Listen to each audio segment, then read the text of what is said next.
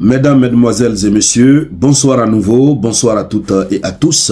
Soyez encore une fois les bienvenus. Vous êtes sur la tribune d'éveil des consciences.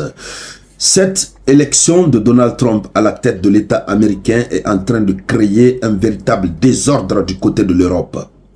Du côté de l'Europe, c'est le désordre total, c'est la pagaille. Au niveau de la division européenne, ça ne va pas. Les pays membres de l'Union européenne ne se comprennent pas. Nous avons la France qui cherche à adopter une position et qui n'est pas totalement appréciée par l'ensemble des États européens.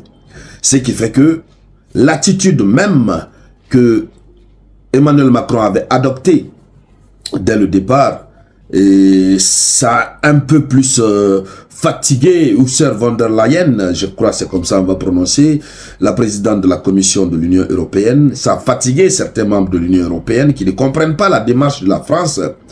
Et il aura fallu d'ailleurs que le Premier ministre, chef du gouvernement, Michel Barnier, Premier ministre français, puisse sortir de son silence et expliquer c'est quoi la volonté de la France vis-à-vis de cette nouvelle administration de Donald Trump et ensuite mettre en garde sérieusement l'Union européenne. Oui, ils ont fait une mise en garde à l'Union européenne. Alors, dans le cadre de cette vidéoconférence, mesdames, mesdemoiselles et messieurs, c'est bien évidemment de cela que nous allons parler. Yes, vous êtes sur la tribune d'éveil des consciences. Vous n'allez rater aucune actualité, si minime qu'elle soit, par rapport à cette situation, puisque c'est un grand bouleversement politique qui intervient. C'est un bouleversement historique. On se souvient encore des déclarations de Donald Trump.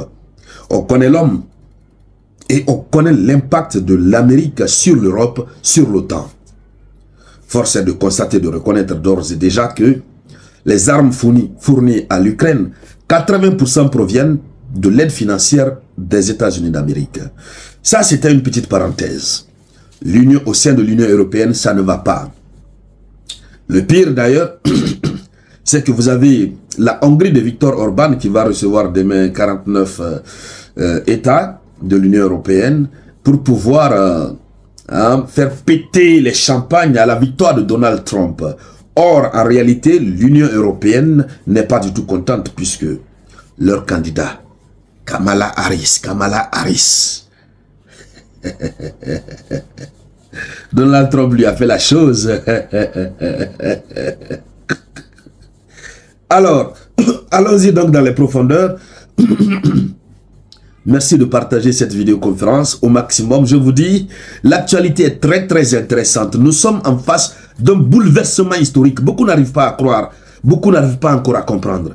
Mais nous allons aider beaucoup à comprendre. Allons-y pas à pas, step by step. Faites en sorte de ne pas du tout rater nos vidéoconférences ces 2 jours-là. Oui, et surtout partagez au maximum. Voilà, puisque le début là, si vous ratez les actualités concernant ce grand changement, dans le futur, vous aurez des difficultés de compréhension. Puisque là, c'est un chapitre. On fait tourner la page, une page. C'est comme un livre, quand tu lis, tu tournes. Donc quand on commence la nouvelle lecture, il faudrait qu'on commence ensemble. C'est de cela qu'il s'agit.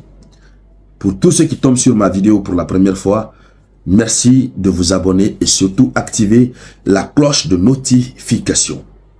Alors, quelle est l'attitude que Macron avait adoptée? Il a été le premier chef d'État de leur côté là-bas à féliciter Donald Trump. Donc du genre, il est en train d'amadouer, voilà, machin. Il a même félicité avant la diffusion des résultats. On avait eu à en parler. Ça fait en sorte que l'Union européenne n'a pas compris ce qui se passait. Alors, ce qu'il faut déjà noter, c'est que la Commission de l'Union européenne, depuis le début de l'été, a mis en place une cellule spéciale qui se prépare depuis longtemps, depuis le début de l'été, qui se prépare de toutes les conséquences liées au retour triomphal, fracassant de Donald Trump à la tête de l'État américain. Donc, l'Union européenne se préparait au pire. L'Union européenne n'est pas contente. Mais Macron fait semblant d'être content, il veut amadouer. L'Union européenne, non. Mais au sein de l'Union européenne, c'est quelques personnes, puisque au sein même de l'Union européenne, il y a la division.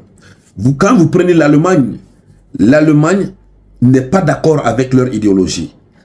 Puisque Donald Trump avait dit qu'il allait augmenter les frais de douane, les taxes de douane, il allait surtaxer ses alliés à 10%. Ça ne fait pas plaisir à l'Union européenne. Voici l'un des gros problèmes. Ensuite vient l'Ukraine. L'Allemagne dit qu'elle va continuer ses coopérations, son commerce avec les États-Unis d'Amérique, quel que soit le degré de la taxe. Alors, vous avez certains membres de l'Union européenne qui sont de la même idéologie. En tout cas, ils dépendent des États-Unis d'Amérique. Mais, de son côté, la France a donc tenté d'expliquer l'attitude de Macron et la position claire de la France. Ça, c'est Michel Barnier maintenant qui vient expliquer en lieu et place de Emmanuel Macron. Le porte-parole du gouvernement, Michel Barnier, qui est le chef du gouvernement, j'allais dire, c'est lui qui vient expliquer. Alors, Michel Barnier est très clair. Il dit, la tentation ne doit pas être au chacun pour soi, ni aux relations bilatérales, mais à une stratégie européenne coordonnée. Donc, il dit que l'Union européenne doit éviter le chacun pour soi. Voilà. En termes clairs, on va expliquer cette partie. En termes clairs, Michel Barnier veut que la France, eux, ils optent beaucoup plus pour la souveraineté de la France, pour une Europe beaucoup plus souveraine, que l'Europe se détache un peu des États-Unis d'Amérique. C'est ça leur position. Donc, Michel Barnier intervient, il parle de ça pour couvrir un peu la démagogie que son boss avait fait auparavant. Il dit qu'ils sont beaucoup plus pour une Europe bien coordonnée. Donc, comme au sein de l'Union européenne, il y a la division par rapport à l'arrivée de Trump, l'Allemagne veut continuer ses relations bilatérales, c'est-à-dire relations entre deux États, les relations entre Amérique et l'Allemagne. La Hongrie aussi fait ses relations avec les États-Unis. La France aussi, qui a commencé à féliciter, doit faire ses relations avec les États-Unis d'Amérique. C'est ce que Barnier dit non. Il ne faut pas que ce soit ça. L'action de l'Europe doit être coordonnée. Si nous devons avoir une relation avec les États-Unis d'Amérique, ça doit pas être des relations bilatérales, mais ça doit être une relation des États-Unis à l'Union européenne. Que la mesure s'applique à tout le monde. Alors donc, ce qui fait rire dans cette situation, c'est que Michel Barnier dit que c'est la France qui doit porter la voix de l'Union européenne. Il veut un sursaut stratégique, oui, de toute l'Europe. Que toute l'Europe suive la France pour que la France puisse porter la voix souveraine de l'Union européenne vis-à-vis de Donald Trump. Donc, voici un peu ce qu'il dit. Mais il met vraiment en garde l'Union européenne contre le chacun pour soi. Non, l'Union européenne ne doit pas évoluer en dents de scie. Il ne doit pas y avoir de chacun pour soi. Il doit y avoir ce qu'on appelle une coordination des actions de l'Union européenne. Mais, en tout état de cause, le bouleversement est déjà là. Vous avez certains États de l'Union européenne qui sont d'accord avec Donald Trump, avec son esprit. Hein? Lorsque nous prenons la question de l'Ukraine, Donald Trump ne va pas jouer avec, mais la Hongrie va féliciter, Viktor Orban va féliciter. D'accord? Quel autre pays encore? Ils sont nombreux. Donc, la situation, on n'est même pas encore allé loin. Ça chauffe déjà du côté de l'Union européenne. Ça chauffe déjà entre eux. Et ça va continuer de chauffer. Et nous allons continuer d'observer. L'Afrique, on n'a rien à voir dans ça. Ils n'ont qu'à souffrir de leur propre souffrance. Tout ce qui va en découler, nous, on sera ici pour en parler, comme ils l'ont toujours fait pour nous autres, pays africains.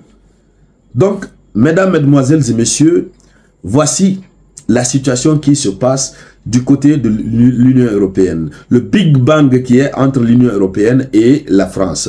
On va voir qui va remporter, c'est juste une question de jour. Alors, chères dames, chers messieurs, voici ce qu'il avait à dire à ce sujet. N'oubliez pas du tout de partager cette vidéoconférence au maximum.